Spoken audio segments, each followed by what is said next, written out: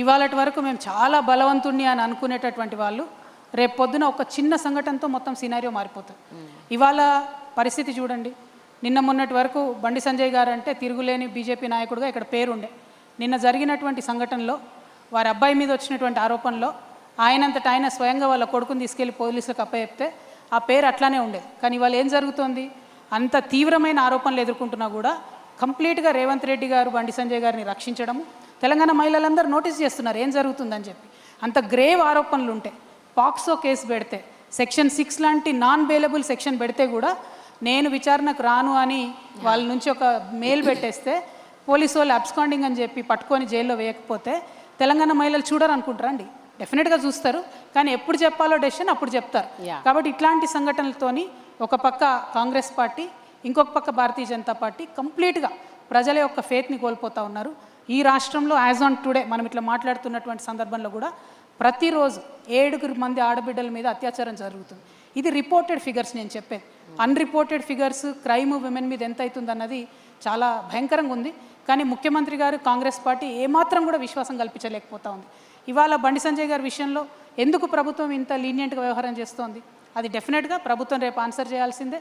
ఇంకొక మాట, ఈ ఒక పక్క వీళ్ళ మీద లీనియన్సీతో వ్యవహరించడం అయితే, ఇంకొక పక్క ఆడపిల్లని బదనాం చేయాలి. ఫస్ట్ ఆడపిల్ల మీద విపరీతమైన వార్తలు వేయడం, అసలు ఆ అమ్మాయి క్యారెక్టర్ ఏంటని మాట్లాడు. వీళ్ళెవరు జడ్జ్ చేయడానికి? అసలు who are you to judge a person's character? ఇష్టం వచ్చినట్టు వార్తలు రాయడం. నేను నిన్న కూడా డిమాండ్ చేశాము, డీజీపీ గారికి కూడా లెటర్స్ రాసినాము.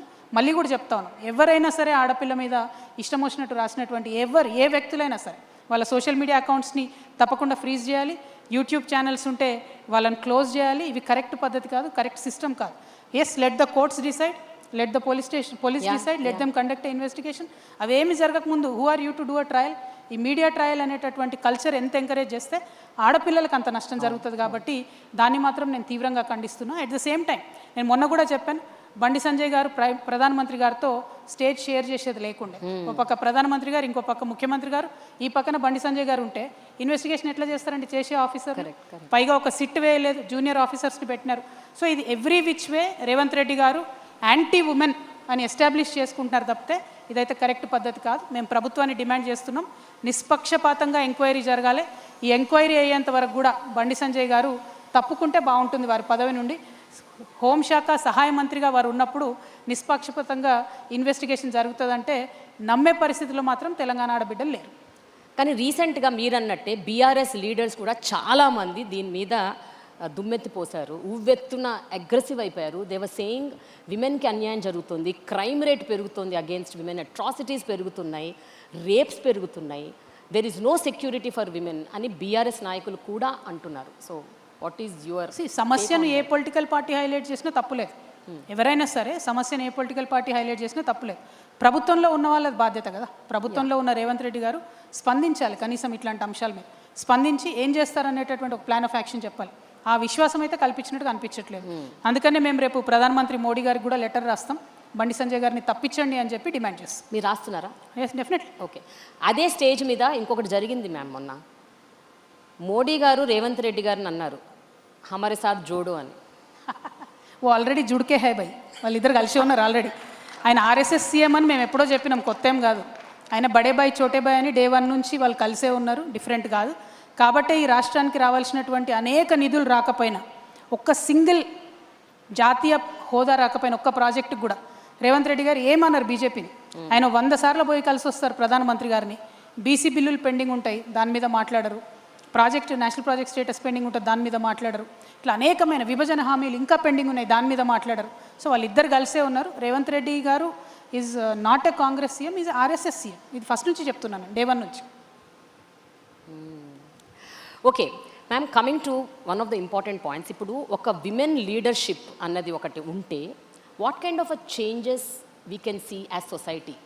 బికాజ్ మీరు ఇప్పుడు చాలా అంశాలు చెప్పారు, చాలా మేల్ లీడర్స్ నేను అబ్జర్వ్ చేసింది, ఎంతోమంది మేల్ పొలిటీషియన్స్ లీడర్షిప్ పొజిషన్స్ ఉన్న వాళ్ళు ఎన్నడూ టచ్ చేయని కొన్ని పాయింట్స్ మీరు మాట్లాడారు. But I want to know from your mouth what changes can a women bring on table? ఇది వరల్డ్ ఓవర్ డిస్కషన్ అండి. ఒక feminine approach towards any problem. It could be towards war, it could be towards science and technology, it could be towards how to handle environmental issues, anything. A feminine approach to an issue brings more sensitivity onto the table. అంటే ఒక అమ్మతనంతోని, ఒక మాతృత్వ భావనతోని పరిపాలన జరిగినటువంటి సందర్భంలో పరిష్కారం తొందరగా దొరుకుతుంది. ఎందుకంటే అమ్మ జేబు చూడదు, కడుపు చూస్తుంది కాబట్టి. సో అట్టడుగున ఉన్న వాళ్ళకు ముందు అన్నం పెట్టాలనుకుంటుంది కాబట్టి. ఇంట్లో అందరికన్నా చిన్నోడు అంటే జనరల్గా అమ్మకి ఇష్టం ఉంటుంది. అట్లానే సమాజంలో అత్యంత వెనుకబడిన వాళ్ళంటే ఆ ఫెమినైన్ అప్రోచ్తో పరిపాలన చేసే ప్రభుత్వాలు ఉన్న కాడ వల్నరబుల్ సెక్షన్స్ని ఫస్ట్ అడ్రస్ చేస్తారు. ఇవాళ ఏ గవర్నమెంట్ అన్నా చూడండి, మీరు అది యూనియన్ గవర్నమెంట్ కావచ్చు, ఇక్కడ మన స్టేట్ గవర్నమెంట్ కావచ్చు, ఇవాళటి వరకు కూడా అండి, మేము ఒక 10 సార్లు నేను రిప్రజెంట్ చేశాను. మెంటలీ ఛాలెంజ్ కిడ్స్ ఉంటారండి, వాళ్ళు ఒక 350 నుంచి 400 మంది ఉన్నారు, ఎక్కువ లేరు. వాళ్ళకి ఈ ప్రభుత్వం పెన్షన్స్ ఇవ్వడం లేదండి. అది బీఆర్ఎస్ నుండి కూడా కొనసాగుతుంది ప్రాబ్లము. ఆనాడు ఈనాడు ఎప్పుడు కూడా పుష్ చేస్తున్నాం, రిపీటెడ్గా అప్పీల్ చేస్తున్నాం. ఎందుకంటే మెంటలీ ఛాలెంజ్ కిడ్స్ ఉన్నటువంటి పేరెంట్స్కి ఏమైందంటే మొత్తం వాళ్ళకు వచ్చేటటువంటి జీతంలో ఒక జీతం అంటే ఇద్దరు భార్యాభర్త సంపాదిస్తే ఒక జీతం అంతా ఆ పిల్లల కేర్కే పోతుంది. సో బేసిక్ పెన్షన్ కూడా వాళ్ళకి ఇవ్వలేనటువంటి పరిస్థితి. ఆ సెన్సిటివిటీ లేకపోవడం. Ultimately what matters in a society is people should be happy. How can people be happy? వాళ్ళకుండా ఫండమెంటల్ ఇష్యూస్ అడ్రస్ చేస్తే హ్యాపీగా ఉంటారు. సో నేను రేపటి నాడు ఏం చెప్తున్నా అంటే విద్య కానీ వైద్యం కానీ ఈ vulnerable sections of the society ఎవరైతే ఉంటారో వారి కోసం ఒక స్పెషల్ కన్సర్న్. ఇట్లా మెంటలీ ఛాలెంజ్ కిడ్స్ ఉన్న వాళ్ళకి మా గవర్నమెంట్ వస్తే ఒక కేర్ టేకర్ని ఇస్తాం. సీనియర్ సిటిజన్స్ ఉంటే ఒక కేర్ టేకర్ని ఇస్తాం. చాలామంది యాక్సిడెంట్స్ అయ్యి స్పైనల్ కార్డ్ యాక్సిడెంట్ అయ్యి బెడ్ రిడన్ ఉంటారు, వేళ్ళ మీద లెక్కించదగిన వాళ్ళు ఉంటారు. కానీ వారి కోసం ఆ ఇంట్లో ఉన్నటువంటి ఒక వ్యక్తి కంప్లీట్గా టైం స్పెండ్ చేసే పరిస్థితి ఉంటుంది. వారికి ఒక కేర్ టేకర్ ఇస్తాం. You are not giving thousands of crores కదా. ఇప్పుడు థౌజండ్స్ ఆఫ్ క్రోర్స్ మనము కాంట్రాక్టర్లకు ఇస్తున్నాం తప్పితే మన ప్రజల కోసం ఎందుకు ఆ సెన్సిటివ్ అప్రోచ్ మిస్ అవుతున్నాం అన్నదే నేను అనుకునేది. ఒక విమెన్ లీడ్ చేసినట్టయితే ఆ అప్రోచ్ ఉంటుందని చెప్పి నేను బలంగా నమ్ముతున్నాను. జనరల్గా ఒక ఉమెన్ లీడర్షిప్ పొజిషన్స్లోకి వెళ్తున్నారు అంటే వాళ్ళని అంటే ఒక స్టీరియోటిపికల్ ఒపీనియన్తో చూస్తుంది సొసైటీ. అంటే వాళ్ళు మంచిగా ఉండాలి, సాఫ్ట్గా ఉండాలి, సైలెంట్గా ఉండాలి, పెద్దగా మాట్లాడకూడదు, గట్టిగా మాట్లాడకూడదు. And there is a stereotypical opinion. When a woman puts her point across fearfully, forcefully, like you, they say she is bossy or and criticisms వస్తాయి, lot of social media brunt వస్తుంది, ఎంతో వస్తుంది. But if a man does that they call him aggressive. If a woman does it is a different narrative altogether. మీరు ఇవన్నీ experience అయి ఉంటారు. So what you have to say about this? Ma'am, నేను ఫండమెంటల్గా నమ్మేది ఏంటంటే leader should not have a gender. Leader అంటే leader లాగా చూడాలి. అది ప్రజలు కూడా అలవాటు చేసుకోవాలి. విమెన్ అయినా vulnerable section of the society నుండి వచ్చేటటువంటి నాయకులుగా ఎదగాలనుకునేటటువంటి వ్యక్తులైనా కూడా లీడర్ అనే వాళ్ళకు జెండర్ ఉండదు, కులం ఉండదు అనేది ఫస్ట్ గమనించుకోవాలి. నేను ఓన్లీ విమెన్ని లీడ్ చేస్తానని నేను బయలుదేరితే నేను ఫెయిల్ అవుతా. సపోజ్ నేను ఒక ఎస్సీని అనుకోండి, నేను ఓన్లీ దళిత్ని లీడ్ చేస్తాను బయలుదేరితే నేను ఫెయిల్ అవుతా. సపోజ్ నేను ఒక అప్పర్ కాస్ట్ అనుకోండి, నేను ఓన్లీ అప్పర్ కాస్ట్ని లీడ్ చేస్తాను బయలుదేరితే ఫెయిల్ అవుతా. లీడర్ అనేవాడు అందరినీ సమానంగా చూడగలగాలి. ఈ రూమ్లో ఉన్న వాళ్ళందరూ నా వాళ్ళు అనుకునేటటువంటి వాళ్ళు లీడర్ అవుతాడు తప్పితే ఆ ఒక్క టేబుల్ మీద కూర్చున్న వాళ్ళే నా వాళ్ళు అనుకుంటాడు క్యాడర్ అవుతాడు. సో క్యాడర్కి లీడర్కి ఉండే తేడా తెలుసుకోవాలి. రాజకీయాల్లో కొత్తగా రావాలనుకునేటటువంటి యూత్కి కానీ విమెన్కి కానీ నేను రిక్వెస్ట్ చేసి చెప్పేది ఒకటే, kindly be the leader, think like a leader. See you'll eventually become a leader with a lot of experience, with a lot of hard work మించి అయితే ఏది లేదు, దానిలో షార్ట్ కట్ లేదు. But to become a leader you should start thinking like a leader. ఒక సామెత ఉంటుందండి, a cat which wants to become a lion should lose its appetite for rats అని. నువ్వు ఎలకల్ని చంపుదాం అనుకుంటే నువ్వు సింహం ఎట్లయితావు, పులి ఎట్లయితావు, నువ్వు అనుకునే టార్గెట్ నీది పెద్దగా ఉండాలి.